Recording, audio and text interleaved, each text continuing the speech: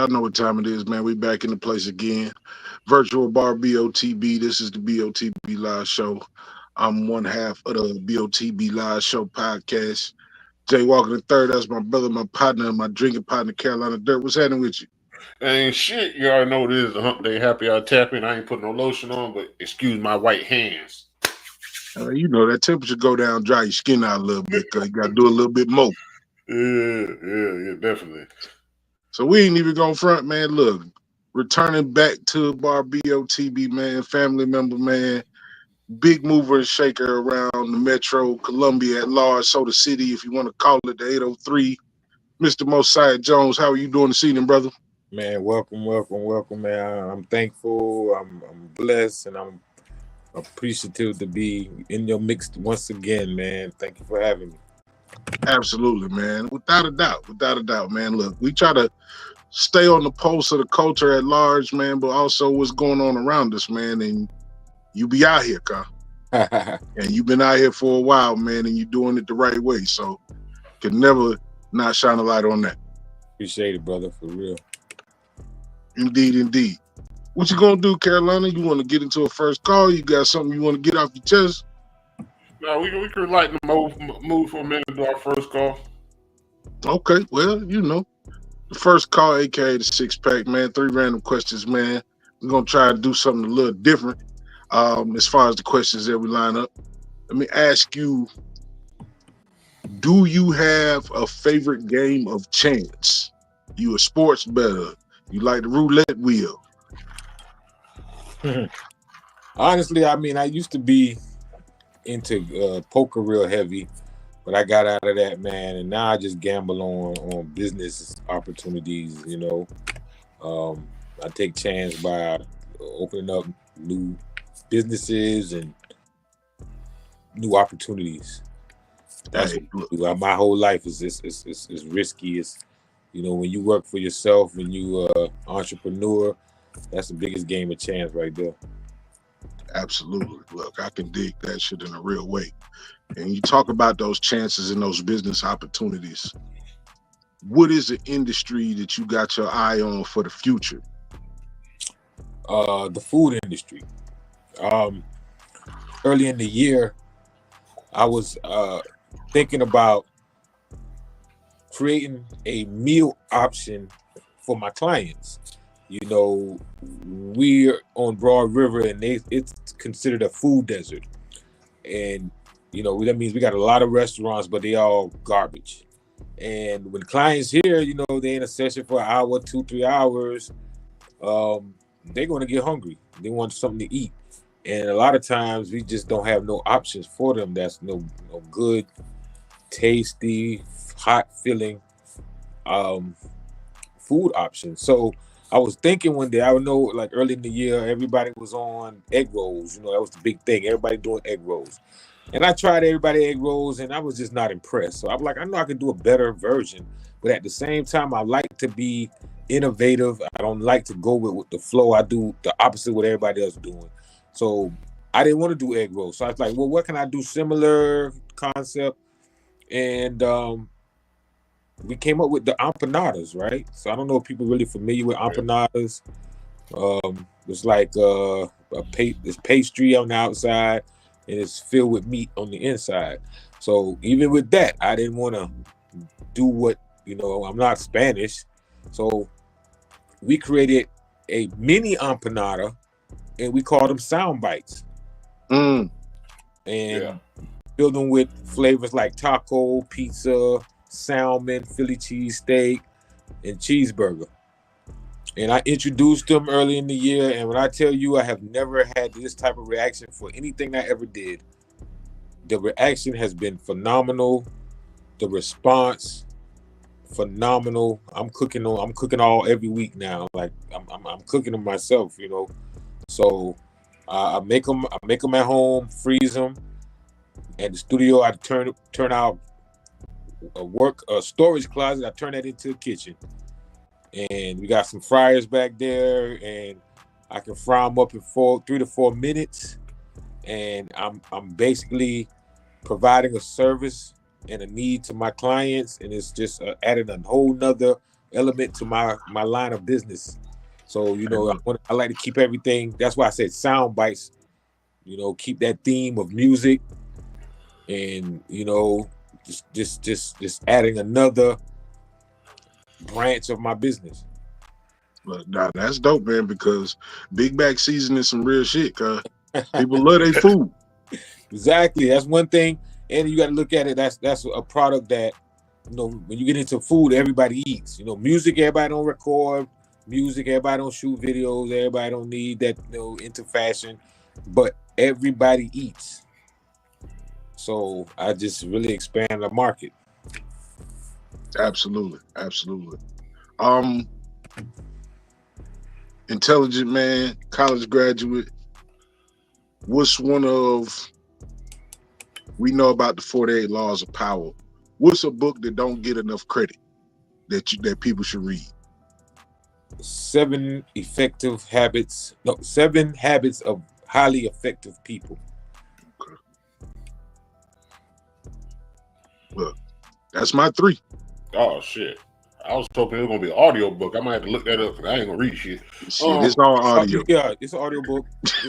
Audio book.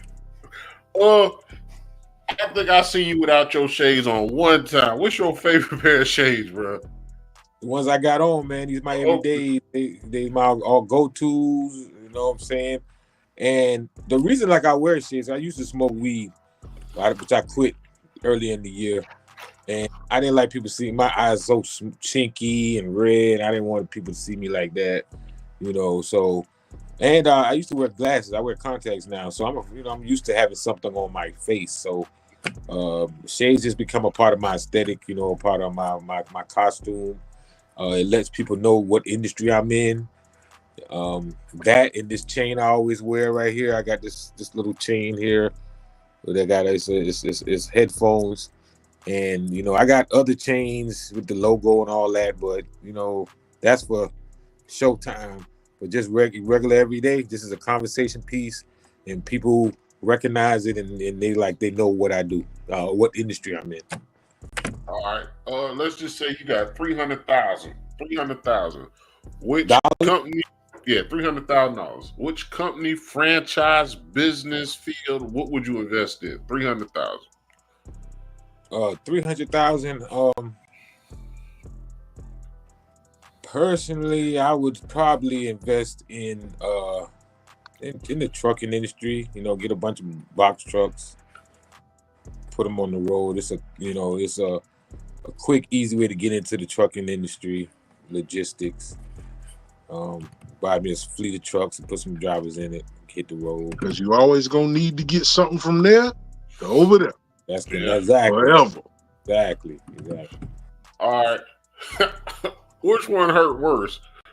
Stubbing your toe, bumping your knee, bumping your elbow, or bumping the top of your head? Nigga, over 40, all of them bitches. But go ahead, my bad. Yeah, all of them are pretty bad, but I think the toe thing, because it's like one of those, you don't get the immediate effect of it, and it's like you got to anticipate it when it's going to hurt, but it's coming. Hey, man. I was getting my damn spare tire out the trunk, and I had the flat tire, man. That trunk came down on top of my head. Bruh. I was just, that bitch get warm, right? So I'm up there just rubbing. Hey, see, y'all, you bald-headed. It ain't gonna affect me that much. I got a little bit of cushion up. Boy, that thing hurt me this morning, boy. Damn, boy. And the sun ain't came up yet, boy. I kept feeling that bitch kept getting warm and warm and warm. So you had a flat tire and you bumped your head. Yeah, I bumped my head, bro. Yeah, I'm about to change the tire in the dark. Hey, it's hump day for a reason. Hump day Wednesday, bro. You got to get over it. That's how it happens. Gotta get over. All right, that was my 3. Oh, man, look. We appreciate your participation, man. Like I said, it's always a way to let people know what's going on. Give you a light little outline of how a person thinks, how a person moves without giving them too much information. Right. I hope I passed. Ain't no pay. It's participation. I got you. Everything is participation now. Participation points, 100. Everybody want to win, but nobody want to lose type shit. So it's participation. You win by showing up. That's it. That's it. That's it. And in this industry, people don't show up. That's for sure. Definitely not on time. Bang. How you feel about, and you don't have to give like any specific takes on politics, man, but are you participating? I mean, personally, I never voted in my life, bro, and I don't plan to start. You know what I'm saying? I understand what's gonna happen, and I'm just gonna deal with whatever happens, you know. And I just personally feel like if we don't make the decision's already made. So I ain't gonna, you know, I just don't participate in things I don't feel like it has any bearing on me. Like I can't directly affect it, so you know, the popular vote does not count. I understood that a long time ago. Hey, look, that electoral college, that shit gave me a headache, girl. You growing up and you taking your civics or whatever class, your government classes, that shit, it's a headache. No matter how you feel, if you're not gonna participate, what I tell people is you can't complain about it. You lose your right to complain about it. It don't affect me. It don't make me judge nobody if they don't. But also, you can't talk shit. Oh yeah, I mean you know what I'm saying. It's kind of tough out there. That's like with the ref. Once the call, I've never seen the ref overturn a call because you argue with him. So it's just it don't make sense. So like you know, I won't complain about it. Like I said, I deal with whatever happens. I'm gonna be all right. I done survived a lot, so you know I survived this election. Yeah, I mean, and one of the other things is like everybody tune up every 4 years for this foolishness. Cause we listen to these people bash each other, tell lies about each other, tell lies to the people about what they're gonna do. And this right here, the craziest part about this is no matter which way you're gonna vote, cousin, like I said, whatever you're gonna do is what you're gonna do. I mean, just like the fact that we even have to vote for Kamala Harris. She wasn't, you know, nobody, she just kind of like was pushed into that position. Okay, Biden dropped out. That don't mean we're supposed to take your vice president. This is not, it don't supposed to happen like that. But they just did, you know what I'm saying? Like, come on, there's no other Democratic candidates that could have taken that position. Nah, they just put the vice president. Nah, it just don't make sense to me. And it's like the lesser two evils, dumber. Like, come on, you can't win no matter who you choose. In my opinion, with this election. So I think the seat of the presidency lost respect years ago. We had a real president in 20 years, in my opinion. Even Barack Obama, like, yeah, he was supposed to be black, but he did nothing for black. So it's just, you know, politics is there. I just stay away from politics, man. Politics, I don't really talk about that. Religion, you know, it's really this what divide us. It's just more of a division. Like, what can we do? And I think that's one of the things that's the most sad is the division of the people based on these two individuals and what their promises are. You know what I'm saying? But again, I'm not gonna go deep into it. Everything is kind of ramping up now, and I just wanted to get a good sound. I got you. Yeah, indeed. Hey, but did y'all see Obama rap Eminem verse? A part of Eminem verse on "Lose Yourself" in Detroit. There's never been a president that has uttered a hip hop bar. That's what I'll say. You know, who was it? I think Charlamagne said on Breakfast Club. He's basically saying like Obama's like a personality now.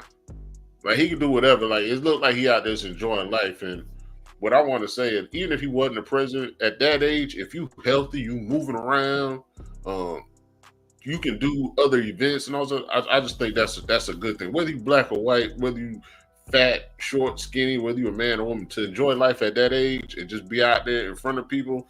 You know, I think that's pretty dope. And still be able to tap in with the younger generation. I think that's just dope. Oh yeah. For anybody. I mean, he's a cool dude. Definitely a cool dude. He definitely is the most personality that you've had out of like a decent, Hey, you know what I'm saying? Like, no bigger if personality. he wasn't the George president Bush and you was saw him at the barbershop, he probably could make you laugh type shit. Yeah. Right. He definitely You know what I'm adapted. saying? Like, and that's all in the human condition. That's what I be looking for from people now, man. It's so much bullshit, it's so much evil shit, it's so much petty shit. I be just looking for decent people. You feel me? So I guess that's another question for you, man. Do you feel like it's still decent people out there, man? Oh, most definitely. Yeah, it's not a lot, but they're out there, you know. They're out there. And once you learn how to read people and just elevate, you'll see there's others in trying to do the same thing, understand the same things you understand, and yeah, there's definitely good people out there. It's a balance. It gotta be some type of balance.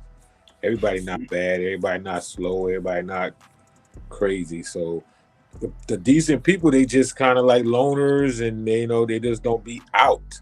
Stay out of people's way. You can dig to find them, but they're there. So how do you when you meet somebody for the first time, do you meet them with your business mind, or do you meet them with your personal mind? Like, just how you feeling at the moment?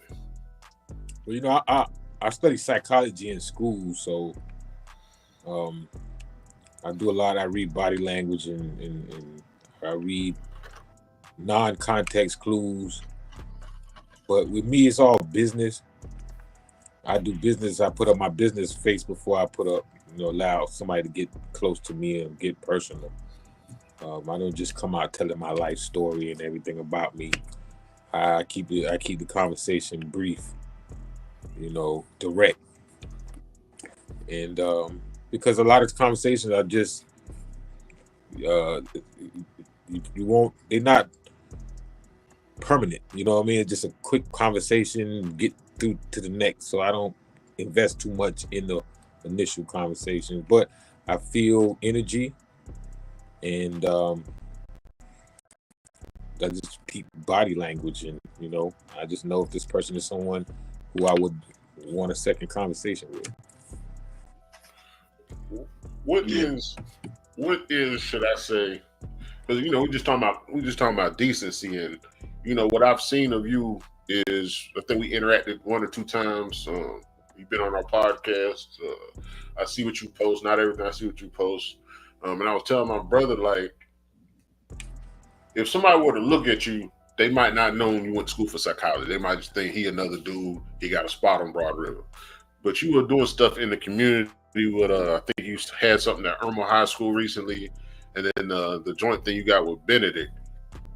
So to me, you seem like a decent person. Obviously, like you said, I don't know the ins and outs of you, but just doing stuff like that, and you even said if it don't make dollar, it don't make sense. But there has to be something else in you to do that for the kids and believe in the kids and try to show them something. So if you consider somebody decent, what is it that makes them decent? And tell us about the actual event that went on at the school. Okay. Well, it's a 2-part question, right? Yeah, right. 2-part. Oh, the first thing about the decency part is like the Bible's saying, you can tell the type of tree by the fruit it bears. Mm-hmm. Decent people do decent things. So that's how you can tell, if you online and you always talking negative and nasty about people, then the decency level is low. But if you're someone who's positive and just try to be helpful and do things that's not selfish, then I feel you got a high decency level. Now the other part of the question was the Irmo thing. We got invited to come down. They did have like a job, kind of like not I can say job fair, but they invite different businesses and companies to come speak to the students, and we got invited. They said, well, no, there was a job fair because I did something for the high school, and then I did something for this teen camp, children's camp. I did something in Irmo for that too, but that was a job fair, an actual job fair in Irmo High School for their students about to graduate. So the same way you got the Army there, you got Chick-fil-A, you got these big businesses there. We was a business that was invited to come, and we was invited due to the students asking for us. So that's dope. Yeah, definitely dope. And my mission over here, man, is I feel like I've been in the entertainment business most of my adult life. I promoted parties, I owned clubs, concerts, promoted and managed artists, and now doing the studio thing. But a lot of those jobs were not taken serious. Like, you don't look at a club owner as a decent person or a real person like that. Like, it's not like you look at a engineer, a doctor, a club owner. Like, some people might, it's cool, but the majority, most professional people don't look at a club owner as a professional. Right. So it was my duty to go out there and show that, we might be in the entertainment industry, but it's business, and I'm a business professional with J's on. I'm a business professional. And I wanted to be taken serious, and that's how I approached my studio. I didn't want people to look at it like it's a trap or, some hood stuff, because I'm from the hood. I'm a street dude, but I'm an educated dude. So I represent the streets and the suites. So okay, I'm the type of person that, I'm never too high and I'm never too low. I can speak to anybody in any situation. And a lot of people look at me and off of first glance, they're like, oh, I don't want to talk to this dude. He's a street dude. But not realizing I'm more educated than you, probably. So I love changing their narrative, dispelling their misconceptions. I love doing that. That's why I moved the way I moved, because you're going to automatically put me in a box. And then you're going to realize once you speak to me and get to know more about me, that you was totally wrong. So now when you start to meet people like me, you won't be so quick to judge. Decency. I would have, I feel like you're a decent person. Everybody got their walls that they put up. Everybody got their walls they tear down. It's just, are you that person that can tear them down or pull them up? Depending on what you do, depends if you in that life or not. All right, correct. And I appreciate that, because that's what I want to move with integrity, decent. Yeah. So I've been raised right, and I also that go a long way in the streets and in the suites, like you say. Yeah, exactly. So, and also, my real name is Moses. My mom named me Moses, but I tell people my story. Moses didn't make it to the promised land, so that's why I changed it to Mosiah. And Mosiah name I made up, and it means seeking God's grace. And I felt when I called myself that, because there was a lot of people called me Mo in the streets. It was another promoter name, Big Mo, and people always thought we were the same. Big Mo. And I wanted to just separate myself from the Mo's of the world. So Mosiah, and I just know with a name like that, you can't be out here messing people over, doing dirt. You know what I'm saying? So that name, it makes me move a certain way, and I wanna honor it, not disrespect it in any kind of way. So that's why I moved the way I moved. Did you want to in a real way? Did you want to touch on what you got out of the one at Irmo and then the one with Benedict? Like, what you got out as yourself as a businessman? What did you see? You'd be like, oh, okay, this is something. I mean, I just loved seeing the youth. Is now I'm saying this, seeing kids in their element and seeing them being interested in what I got going on, and just showing them, because when I'm sitting up there next to these other guys, we just the cool company. It just lets them that you don't have to just go in a field that you're not really comfortable going in, or that you can use your talents and your creativity and make a career out of it. So that's what I try to leave with. What I take out of it, I just take the fact that have made it this far in this business. Like, I take that very seriously, and like, okay, I'm doing what I need to do. I'm going in the right direction. Absolutely. With it being a school event, like, it had to be, maybe it's not something that you thought about in front, but like the fact that this was a school event, the students wanted you, which means you had to be vetted to a certain degree to even be on the school premises to present, V12 in the light that you presented it in. So that, to me, that's a super dope accolade. You know what I'm saying? To be able to work inside the school district and, educate these young people, give them something that they're interested in, because a lot of these kids ain't interested in anything. You feel me? Right. So the fact that you was able to, show up and give them a view from a place of knowing, not just talking. Right. You know what I'm saying? That's dope. Oh yeah, definitely dope, man. And I'm blown away every day, man. And I got a chance to get up and do this thing. It's like, I can't believe it. It's a dream come true, for real. Have you ever thought about doing a 501 nonprofit? Yeah, definitely. That's something.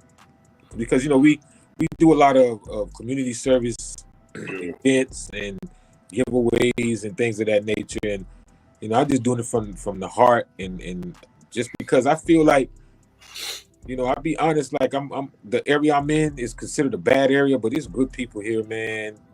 And I just feel like I'm in the middle of 3 mega churches, but I don't feel the impact. And I'm not going to just talk about what nobody not doing. I'm just going to do what I can. So he said, shots fired. Nah, that ain't them old shots, because it been like that for a long time. When we came up, we could go to the church, just go to the church. Somebody was gonna be there. You might get your little orange, little goddamn 3-ounce juice. right, You know what I'm saying? right. Like, the church served a purpose, and it was of the community. And you got these mega churches pulling in mega bucks. And Right. And I get what they're saying about speaking from prosperity and all of that, man, but it's something kind of ungodly about you knowing my credit score and all that other stuff. I mean, it say that, in the Bible, that there's a better chance of a camel getting through the eye of a needle than a rich man getting into heaven. So if you're preaching around the Rolls Royce, does he not read that? How he live with himself knowing that you're rich, you got to obtain all this money, and you haven't helped nobody? So obviously you're not even reading the word you're preaching. So what's prosperity if you don't help nobody but yourself? So that's a whole other story. And another thing, let me touch on that. So this might be why I got the flat tire, the way the flat tire came. But I knew I needed tires, but I've been skating around. So I stopped at Family Dollar. White dude's out in front. Me and my daughter in the car. I get out, and I see him look, but not look. He in there trying to use the bathroom, trying to do everything. So what I'm trying to do, I'm trying to ring out and get out before he get out. And he walked out right when I was ringing out. And this lady pull up in the car in the front. He ain't wait for her. He wait till I came out. He's like, hey, man, you got $1. I said, man, I don't keep no paper on me, but I can see what I got. So I just reached in my ashtray, and I don't smoke. And I grabbed whatever change I had and gave it to him. He said, appreciate it. Bro, I went and parked my car. My tire was flat the next morning. Right? So don't put that on that car. No, listen. No, my tire was flat. So what I did was I go to one gas station, the air pump don't work. I go to 2 gas stations, the air pump don't work. It's not taking my car. I go to the 3rd one, and I ain't have enough quarters. I gave Buddy all my quarters. Wow. So I finally found one way down the road that took my car that was $3. They wanted, everybody was charging like $1.50. They wanted $3 for the air, and got it. And I got all the way to the shop, and like I told Messiah, I said it was a rough day, but it ended up being a beautiful day. When I was at work, I just opened the door like, damn, it's a nice day. Like, I gotta take pride in that, because I said, like I told, that shit could have happened with my daughter's car, me by myself, me hauling ass on the interstate. But it's crazy how the Lord works, because He got me home. I didn't look at it that way. He got me home, because when I gave Buddy that change, my daughter was in the car. We got all the way to the house. I ain't had no problems. But when I woke up this morning, I had a problem. It's something to say for being reasonable and positive. You know what I'm saying? I think that's probably the one thing that I can't really deal with. You don't have to think the same shit that I think, but you can't be a negative. That's the one thing I can't pull into my soul, is somebody that's stuck in a negative mindset. You feel me? We all got trials and tribulations, and it ain't been motherfucking, smooth for everybody for their whole life. You know what I'm saying? But it's just something that turned me off about a motherfucker that don't ever have anything decent to say. Positive to say, right? You know what I'm saying? And we in a world, man. I saw a real, cuz, no bullshit. It was an Xfinity dude, a cable repair man, installing somebody's internet at an apartment.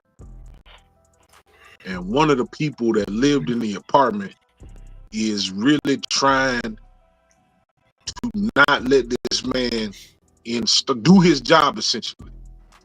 To the point, she like, get off my property. Like, sweetheart, you live in an apartment. You don't have no property. You a renter. You can be moved out. Right. But she going on about how this dude is invading her space, to the point she pull out mace. This man is on a ladder, 20 feet in the air. Pull out mace and spray this man down with mace. I don't understand how you get there. And I don't understand how a lot of people, like, mental health is a real thing, but I feel like we excusing behavior at this point, cuz. We excusing people doing crazy shit in the name of some of this mental health. So it's just one of them things that I had on my mind, cuz, and kind of like the theme of the conversation that I'm having with you is, I'm going to do what I'm going to do. I'm going to be who I'm going to be. I'm going to be a genuinely positive individual. Cause how do you navigate those situations where you run into those type of people? I mean, it's definitely, sometimes it's hard because you're human too, and you want to react too. But what keeps me moving, like that's why I wear my merch a lot. I feel like when I got my merch on, I'm not representing myself, I'm representing the company. So I have to try to think a little wisely. I don't want to leave a bad impression on a person. So I try to find, a positive way to handle every situation. I'm the normal me. I'm kind of like, always had a temper, blow up, But now that I know that I'm not representing just myself anymore, but everybody who wears the shirt, everybody who works for this, everybody who support this, I'm not gonna do anything to bring to smear the name and the campaign. So I think about that when I'm interacting with people, and if I can avoid a situation, and I just do it. I try to look for the best possible scenario to move forward. Still human. I'm not gonna act like I'm perfect. Still human. Sometimes there's situations that happen that you just really gotta show your ass. So, but that's not generally not. People don't want problems. To be honest. How do you determine when to diversify? You said you've been a businessman for the longest. So how do you know when to diversify? Because that's another thing that especially people in music, they don't understand. They expect those record checks, they expect those royalty checks, they expect those streams, but you can get money in other aspects. You just choosing not to, or you're not marketable. But how do you diversify how you get money, and when do you decide? Be like, all right, you said with the egg rolls, all right, I got this. This is a hit. Now, should I branch something off and go another direction, or should I hold that and just focus on these for a while? A lot of times things come out of just necessity, man, and or organically. Things happen organically. Like when I first started off with the studio, we only had one room, and we were just charging $45. That was the going rate in the city. And I'm like, wow, how these businesses even making it like that? Yeah, and I just learned quickly, like, well, I have to add more services and more products to my to my business, and that came out of necessity, So that's why I started branching off into videography, photography, graphic design, merchandising, management, just doing other things. But I try to keep it relevant to the business, like all those things are still relevant to the entertainment business. I didn't do things that like carpentry, construction, and music. That's two totally different brains. So I just try to do things that I would feel I would create companies that they use the company. Like my label uses the studio. Yeah. The studio uses the production company to create the content and the commercials and all of that. So I'm using kind of cross promoting. I create a business that my business uses. I'm my biggest client of the business. But that's philosophy. I heard Dave Dash say it today he was talking about 50 Cent. What business of yours have you failed at? Do you consider you failed at? The music, getting into the music business. In my opinion, I haven't took an artist to the next level. Okay. So that's a failure on my part, in my opinion. Even though we've done a lot and got a lot of accolades, got awards for Label of the Year after being in existence for a few months. The fact that I couldn't get the artist to the next level, I couldn't monetize that business, then I failed. And that's honestly the only thing that I've done that I just failed at. And I've been doing this for years. I done managed multiple clients, multiple artists I put out there. They all had great opportunities to take it to the next level, but for some reason I just wasn't able to do that. But on the flip side of that, nobody from South Carolina has. So, you know what I mean? Yeah. And that's still perspective. You feel me? Like, I get what you're saying. You hadn't had that guy or young lady to blow, you know what I'm saying? But I think you've probably given your best effort to people, and there are circumstances that just didn't work out in your favor.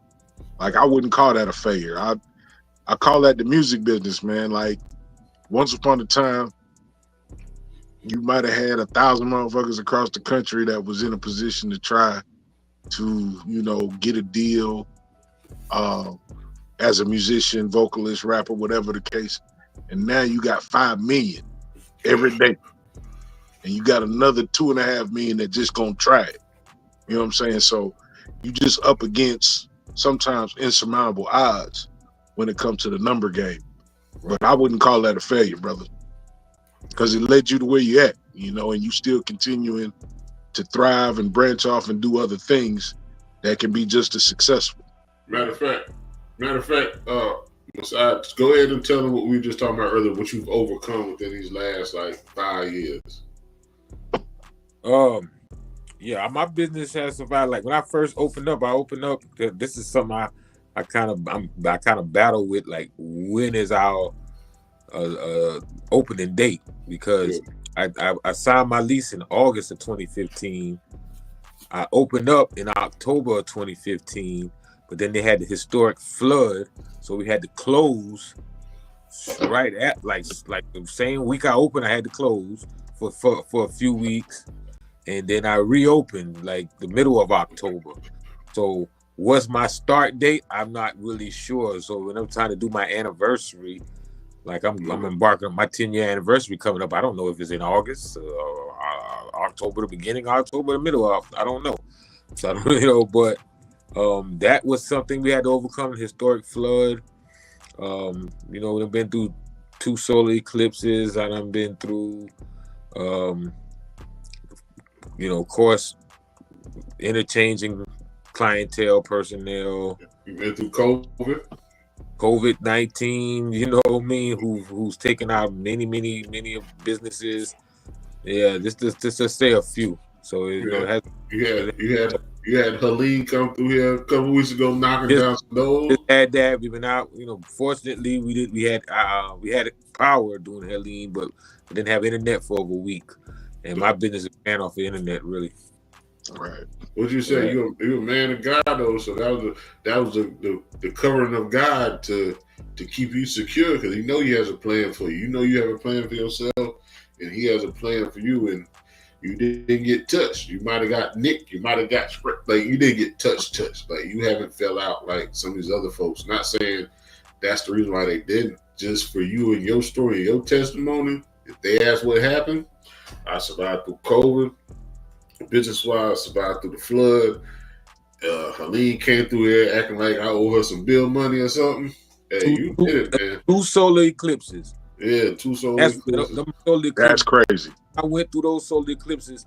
I lost my main guy. Like that, my main engineer would flip, and I mean, it's crazy. It's definitely spiritual. Something. It was a transformation every time that happened. And I always say my business is God given and God driven. So for sure, it's a spiritual thing. That's that decency to me though. That's that good decency that when you be like, Lord, put some good people in my life, they might not know you like that. They might know you from, hey man, let me get 2 hours in the booth. Because like you said, they don't know you, but maybe they put a little effort forward and they actually have a real conversation with you and realize that, hey, he might be an OG, a good, decent person, not somebody I need to chop it up with. But these kids, they run fast. They pay, they go. They ain't even trying to show who they really are. Right. Exactly. So what's coming up? What's on the agenda? I don't know if what's the Benedict project looking like? Like what are the details on what you're working out with Benedict? Oh, well, basically, Benedict has started a music industry degree, and they have a music industry department, which is fairly new. And it's not one of the biggest degree programs that they have. So, the school is kind of like seeing where it goes. They're not fully backing it. And is it like a certification more or less? Oh yeah, it's a degree. Oh, it's a degree. So okay. Yeah, it's a degree. Just like Full Sail or Millions Audio, it's a degree. And they reached out to me to be a off-campus like satellite studio that their students can come and get real world experience and learn the game on in the real fast-paced world. So their students have to come and spend 140 hours of internship time in order to really finalize their degree. So that's where we at right now. But then as we continue to learn each other, because now it's a real partnership, I discovered they grossly underfunded. So like I just recently sat in a class and through the class I discovered that they didn't have a vocal booth to record in. And I was fortunate enough someone tried to sell me a vocal booth for my studio, and I was like, I have no need for it. And then but Benedict needs it, and I just decided to get it and donate it to them. Oh man. So they should have bought it for themselves through you. You talking about you bought it and donated it? Huh? You said you bought it and donated it? Yeah. Yeah, nah, they should have bought it And they should have got the number from you and bought it themselves. but I'm trying to tell you, they underfunded. So I understand that, but what I'm saying is that shows me what I'm getting into. You know what I'm saying? Yeah. You had the resources and extensive what to do. You could have passed it off to them and they sit there and stall, but you got passed for what you're doing. So that should tell you what the future is going to look like. They should have scrummed up the money or tell you, hey, if you get it, we'll just back pay you in 30 days the money for the booth. Because that's front. I mean, again, it go back to, I guess, the theme of the conversation is decency. Decency, yeah. You know what I'm saying? It's a blessing. That's my fault. Yeah, I didn't acknowledge it. Yeah, for sure. Ultimately, the kids win, bro. Yeah, you know, I didn't acknowledge it. They got a place that they can work out of, and hopefully they'll be able to create a space where they can start earning money. They can record people on a professional level and make money. And you know, again,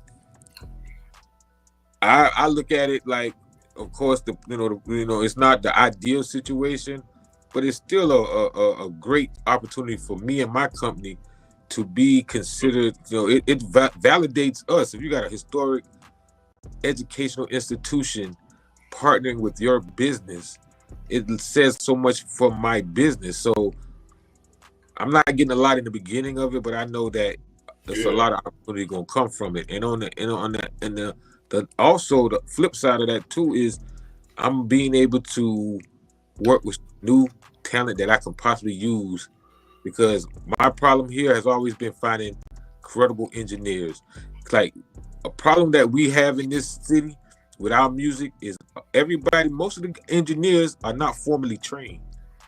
They just learn how to run Pro Tools. They can record. They're not real engineers.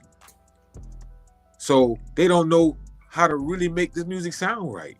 They just doing what they think they can do. That could possibly be the reason why nobody made it either. You don't have the really knowledgeable engineers here. Even the biggest studios, they all pretty much self-taught. Right. So, but now I've been able to contract with a real audio engineer. He's from Los Angeles. He worked in major studios in Los Angeles. He done recorded people like Future, Roddy Ricch. He can come in and tell everything. He knows everything about it. He's a real engineer. And I have him at my disposal, and he can teach a new crop of students, a possible engineering core. And it just continued to strengthen my business and just, you know, create separation. So we're not in no category like anybody who's supposed to be competition to me. We just we're stronger. That's still dope. Like I damn sure if I was you, I look into that 501c. You get some 6-year-old to 9-year-old kids, even if you got about 10, 12 of them, and you get there learning, and then you also teach them just a little bit of business at the same time, bro, that's that love you get back 20, 30 years later and be like, hey, Messiah really taught me this shit. He might be a Grammy Award winner. Right, you're right. Right. I mean, even at the college level, he can get that. I guess one of my final question for as far as my side is, business is risk reward, cuz. How you find the balance in that game? Like you deciding, okay, I don't need this vocal booth. It's gonna cost me, but I'm gonna donate it over here.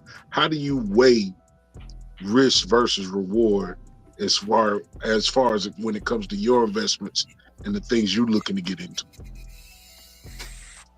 I mean, I can't. It's no one answer to that. You just gotta. It's one of those things you gotta go with your heart, you know. And I always look at the benefits. Might not be immediate, but just that whole I donated the V12 vocal booth. It's V12 booth. Right.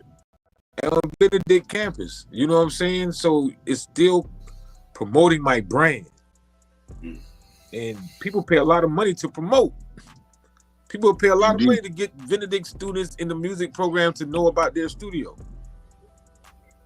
That's what that was, an investment, like the same way you invest in advertisement. That's an advertising piece. V12 gonna be on it. Every student that comes in there, who knows, that program can grow to be one of the biggest programs in the Southeast because there's not too much like it. And I'm on the ground level with it. That's dope. That's real.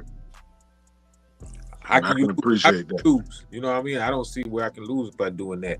And just showing people, like, the response I got from posting it online, phenomenal. You know, people just put me in a whole nother category. Like, I'm being pegged as Barry Gordy of Columbia. You know what I'm saying? And you have to do these types of moves to again, create separation. I'm in my own lane, and God put things in my path, and I'm like, it's not a coincidence. They need a booth.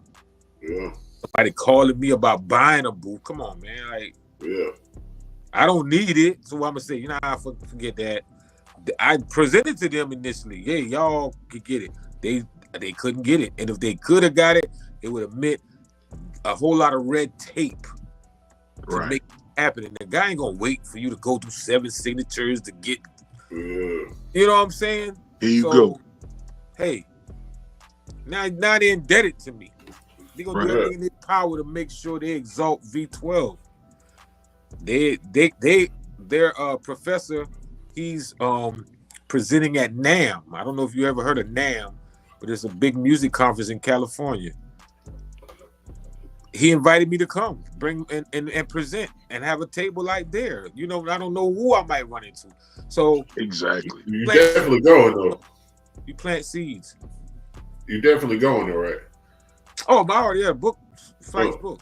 Yeah. What I want to say, we talked about earlier about blessings, man, and they don't always come. They say they only come when you want them, but they always on time.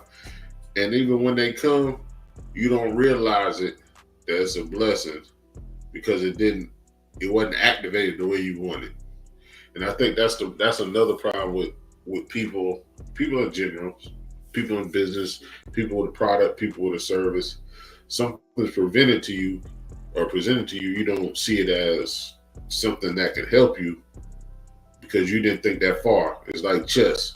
And later on you realize, well, damn, I could have did this, I could have did that, or I could have had this, I could have had that.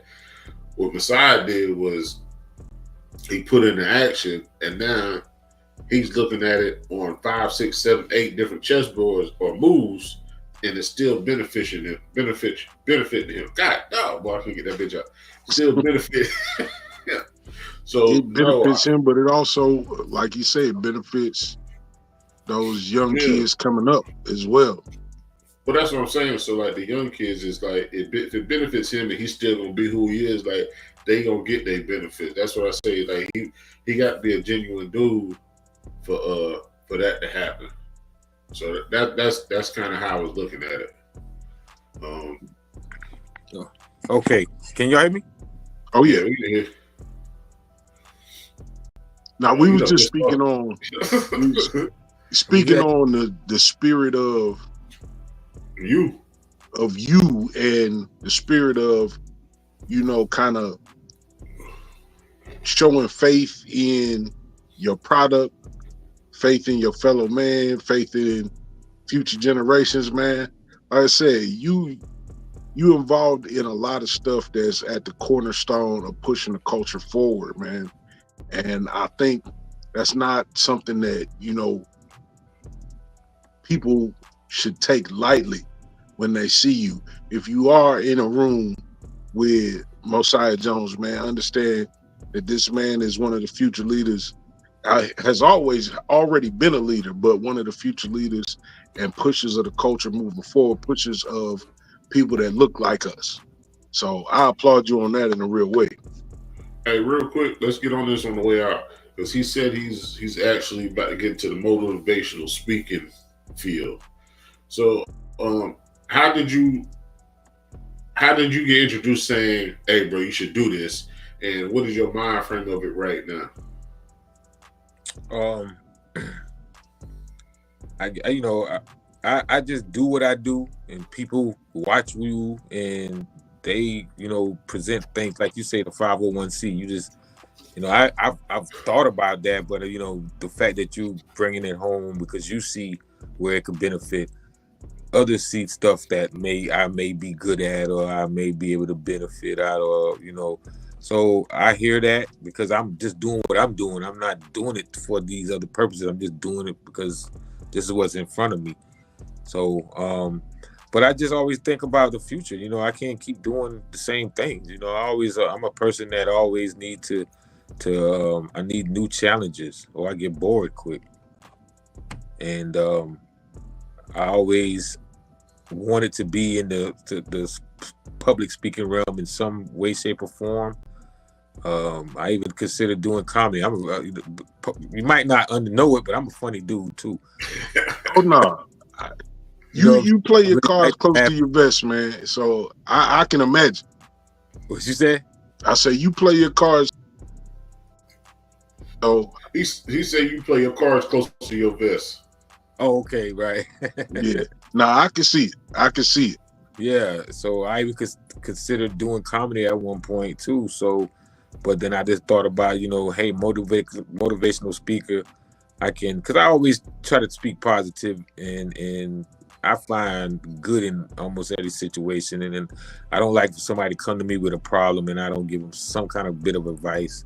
So why not do that on a larger scale? I want to write a book as well. There's some things I want to do in this lifetime, so I ain't finished yet. Yeah, we got a couple book writers. We might need to team you up with them, just to on the show, just to be talking, bounce ideas off of people you don't know that wrote books. Right. That might be pretty good. We do have a motivational speaker. He's written books, matter of fact, but he's been a regular on our show. We might need to team you up, just to bounce ideas, get an idea of where you at, where you headed, where you could go, where you don't want to go. Oh yeah, I appreciate that. Iron sharpen iron, so I definitely need that. Yeah. Somebody who can navigate you into a new industry, and you don't have to go through the pitfalls, and they can kind of have you aware of what you need to do and get you there quicker. So I respect that, and I appreciate that. Absolutely. Man, look, this has been super dope, man. You got anything to say before we get up out of here, Carolina? Oh, I'm gonna let him go first. Okay.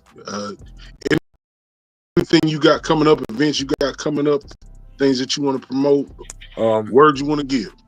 Well, it's about time for me to do something for the community. So I know coming in November, I'll be doing another community service type event. We're going to do a Thanksgiving breakfast giveaway. A lot of people can be able to do meals on Thanksgiving, but you could be hungry and waiting on that meal. You wake up hungry, so we're gonna feed the community a giveaway, a breakfast giveaway. That's coming up. I got event next week. I'm invested in the Burke Homecoming. Burke's that's North Charleston. Yeah. So they Yin Yang twins and young Jock, Little Scrappy gonna be there. So I'm looking forward to that. This is something new for me, but I just things come across the table. Investment opportunities come across the table, and I just like to diversify my portfolio and have my hands in a lot of things, man. And it's always promoting the brand. You see the brand on all kind of things. There's an event coming up in December. We got Lil Wayne in Charlotte, December 28th.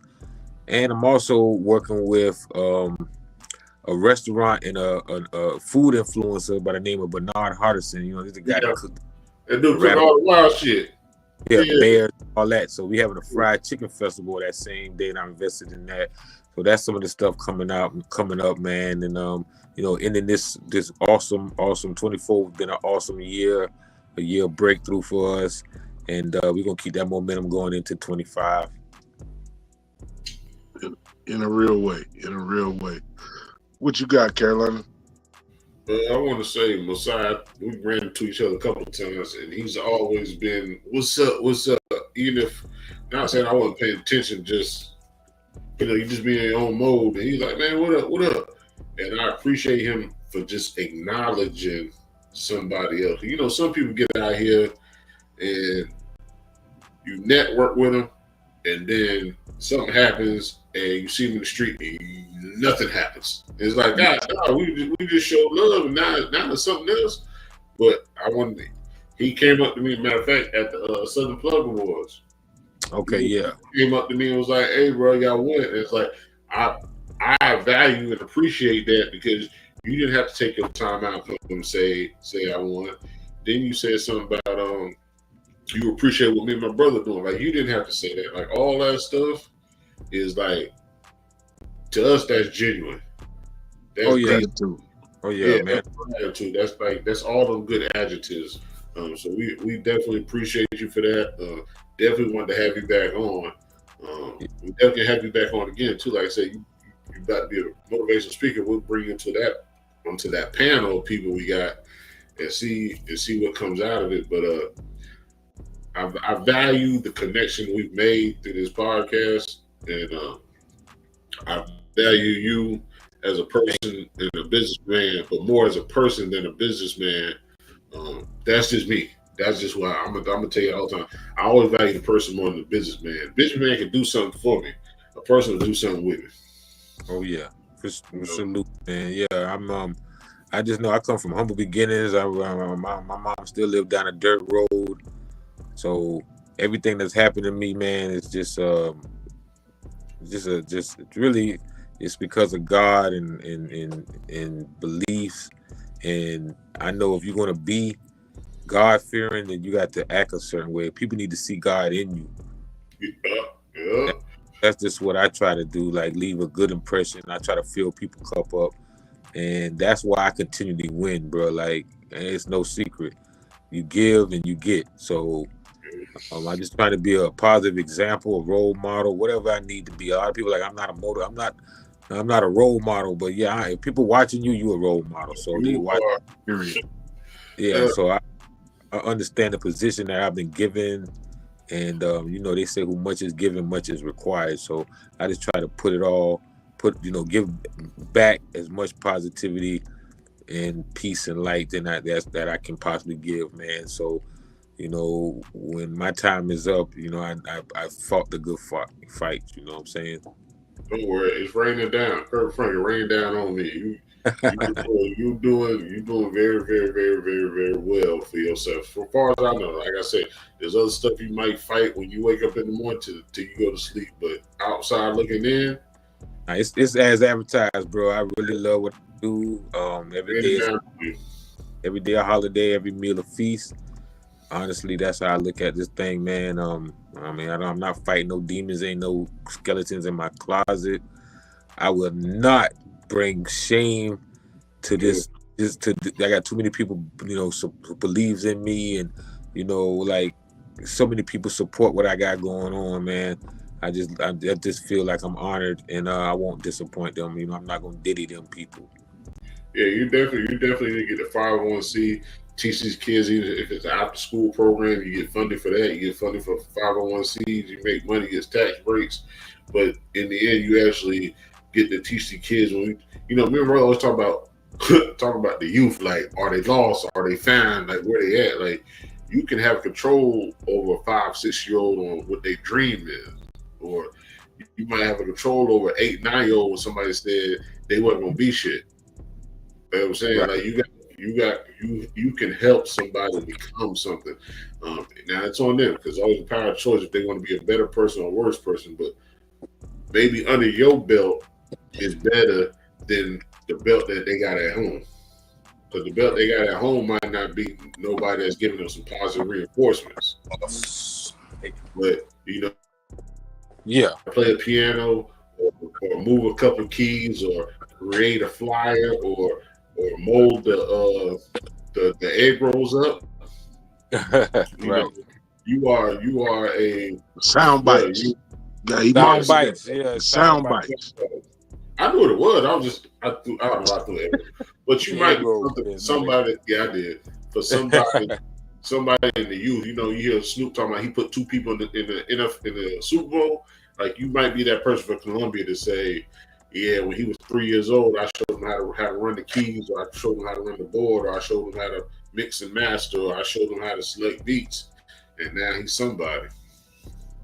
Yeah, that's the goal, man. You know what I'm saying? It's at this point we done lived, and now all you can do is give back and you know, because you got to understand, like we the ones, the next generation now. Like like you said, your father, he done lived his life, he done did his thing. Now he can only tell his stories, and he might not even be able to connect with the youth. They so far removed. Yeah. We the generation now that we're not that old, but we're not young. So we got to give the information to the youth. They're lost because they wasn't fed properly. Yes.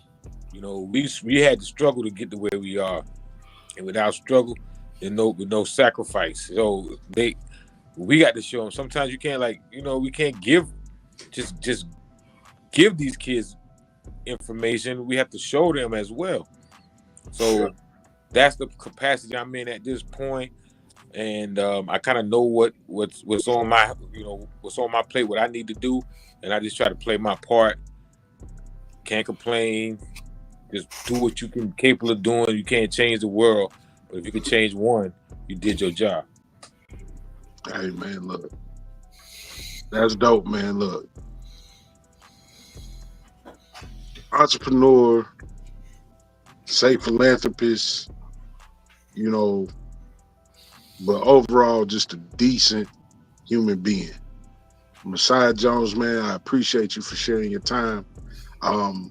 This is always dope, man. It's always dope for me to connect with my brother, man, and have these types of shows, man, and get in touch with extraordinary people, man. That's what we started this on, and that's what we're going to, you know, continue to do, man. Wish you nothing but the best. Hope that all your endeavors are successful, and, you know, we're going to link back up and do this shit again, because no doubt. You definitely keep the jewels, you know, the jewels abreast, and you don't mind sharing them, man. So we appreciate you for that. Yeah, and I just want to say before I go, man, I commend you guys for being consistent. You know I got nominated for a podcast. I think that's what really sparked this whole second interview was the podcast situation. And it kind of shocked me because I kind of fell back from the podcast. So I even know that, you know, I'm glad that I was able to have an impact. But I know that, you know, people like yourself, y'all deserve it more because you continually work and you never stop. So I commend you guys for that, man. Salute you guys for being consistent. And I respect that. And I just wanted to say that y'all keep doing y'all thing. Appreciate that in a real way, man.